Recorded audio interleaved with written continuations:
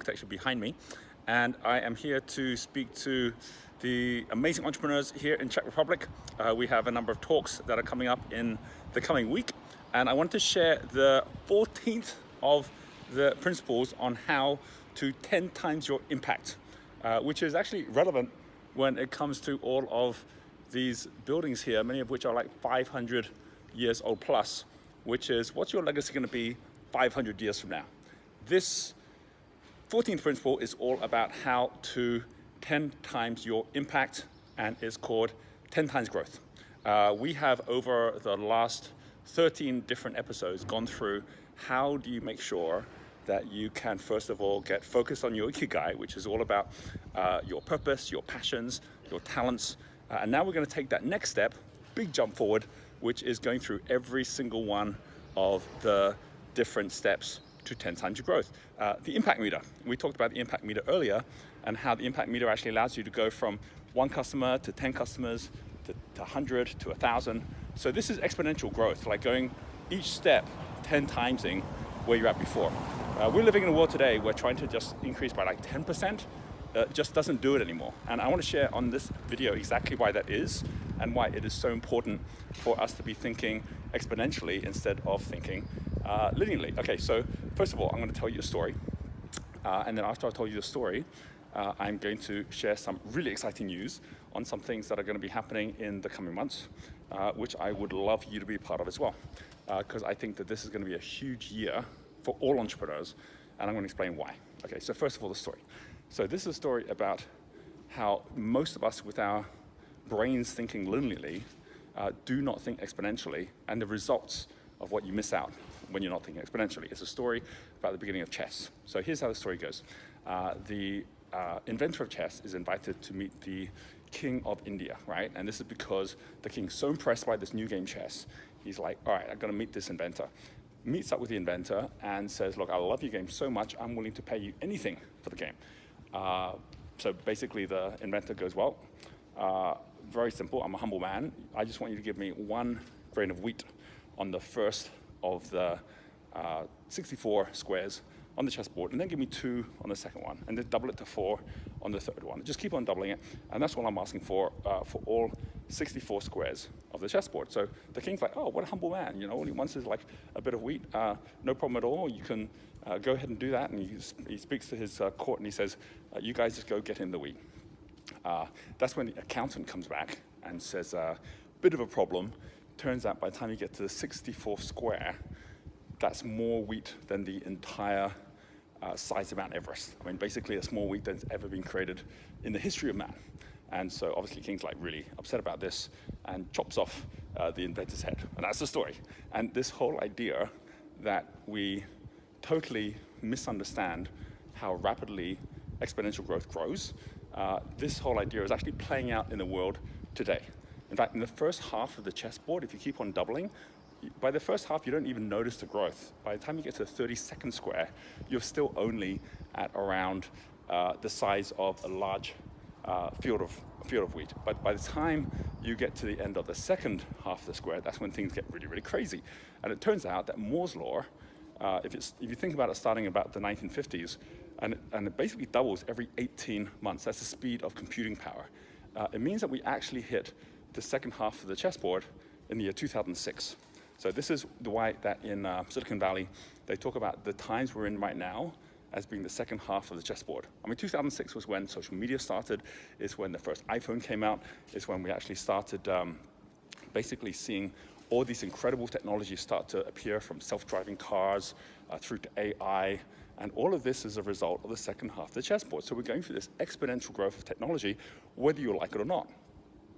Whereas you then have buildings around here that have been around for 500 years. So what's going on? And more importantly, why is it important to us right now? So as many of you know, when I was in Cambridge, I got inspired to go from building buildings as an architect to building the future as a futurist, and building companies as an entrepreneur. That for me was inspired by a man called Buckminster Fuller, who himself was a futurist and an architect. And Buckminster Fuller talked about something called the final exam. And he talked about this way back in the 1970s, before the internet, before mobile phones. And he said that we already have enough technology to solve all the world's biggest challenges. He said, you know, if you think of all the challenges in the world, there are actually distribution problems. Like when we say that there isn't enough food because there's people who have hunger, there is enough food, it's just not distributed well. Or there's not enough money because people are in poverty. There actually is more than enough money, it just isn't distributed properly. So technology allows us to distribute all of these things. Why haven't we solved all the world's problems then? He said it's because that human consciousness has not yet accelerated fast enough to catch up with that technology.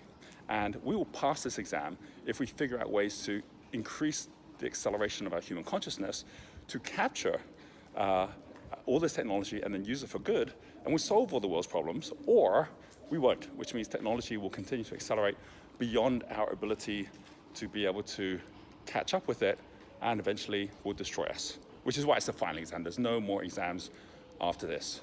And that really had such an impact on my life, hearing that, and knowing that I was living in a very, very special time where it was up to every one of us to figure out ways to shift our consciousness, to be 10 timesing our consciousness through the value that we're having, that we had to make that shift, and entrepreneurship is the biggest way that you can actually make that shift. So that's what I've been doing. That's what the impact meter is all about. When you look at this impact meter, in the coming weeks, we're going to actually go through every single one of these steps, from 1 customer to 10 customers to 100 customers. We're going to do that until we see the world in a whole different way.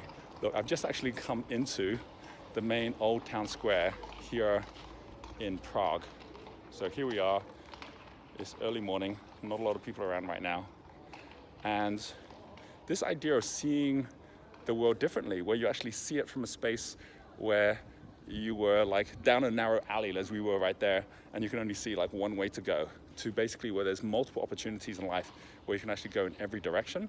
That's what it is to be an entrepreneur that has multiple opportunities at any one time, that has multiple resources coming their way. It's like being the city square as opposed to going down a narrow alley. And the fundamental key to all of this is that this is what happens when we start to play a game. So one of the things that Buckminster Fuller talked about is he talked about the world game, and it's what we're going to start playing in the coming months. So as well as us actually going through how to 10 times our income and our impact, we're actually going to do it. So what is the world game? So Buckminster Fuller said that he believes that the only way we're going to solve these problems and increase our consciousness and do what humans do, which is play games. He said that we, as a species, love to have fun, and we also need to have rules. If we can figure out a way to collaborate on a game which allows us to solve all the world's problems together, why would we not do it?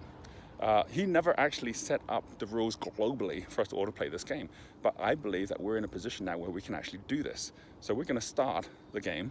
It's going to be starting on the 10th of June when we have our Global Entrepreneur Summit in Brisbane, and we are going to be playing the game for 6 months, 2018 until the 10th of December, and that is the date of the 70th anniversary of the United Nations Declaration of Human Rights, which basically means that this is like 70 years that we have actually treated all of humanity as one.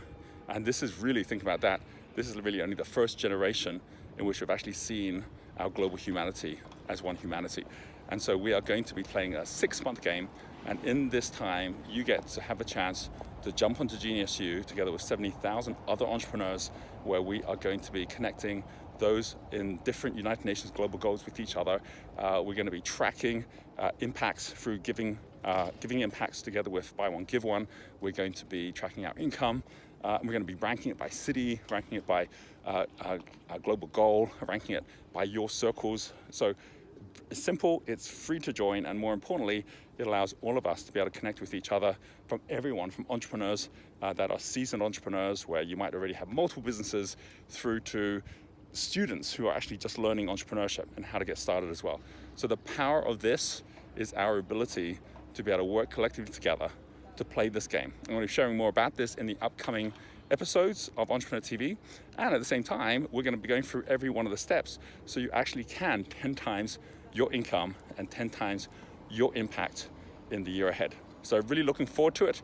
I hope you are too, and I will leave you with these amazing views right now of Prague at sunrise here in the Czech Republic.